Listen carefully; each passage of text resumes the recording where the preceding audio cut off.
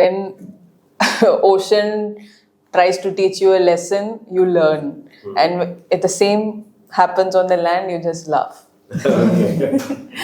So it's like we always keep reminding ourselves that, we have seen worst in the sea.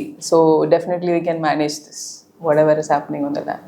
ഇങ്ങനത്തെ ഒരു adventurous ആയിട്ടുള്ള activity ചെയ്യുകയാണെങ്കിൽ, കടൽ മാത്രമല്ല എന്തും ചെയ്യുകയാണെങ്കിലും നമ്മൾ ആ ഒരു സമയത്ത് നമ്മൾ പ്രസൻറ്റിൽ, ഇപ്പം ലഫ്റ്റനന്റ് കമാൻഡർ രൂപ പറഞ്ഞ പോലെ തന്നെ നമ്മൾ പ്രസൻറ്റിൽ കൂടുതൽ നമുക്ക് ജീവിക്കാനുള്ള ഒരു ക്വാളിറ്റി നമുക്ക് വരും. നമുക്ക് സമയം പോകുന്നത് അറിയില്ല. നമുക്ക് ഇത്ര ടൈം പോയി, ഇത്ര ടൈം എല്ലാം ഭയങ്കര സ്ലോ ആയിട്ട് തോന്നും, ഇല്ലെങ്കിൽ ഫാസ്റ്റ് ആയിട്ട് തോന്നും. നമ്മളൊരു പ്രസൻറ്റിലായിരിക്കും. നമ്മൾ പിറകിലായിട്ട് ഒരുപാട് പാസ്റ്റിനെ പറ്റി ചിന്തിക്കില്ല.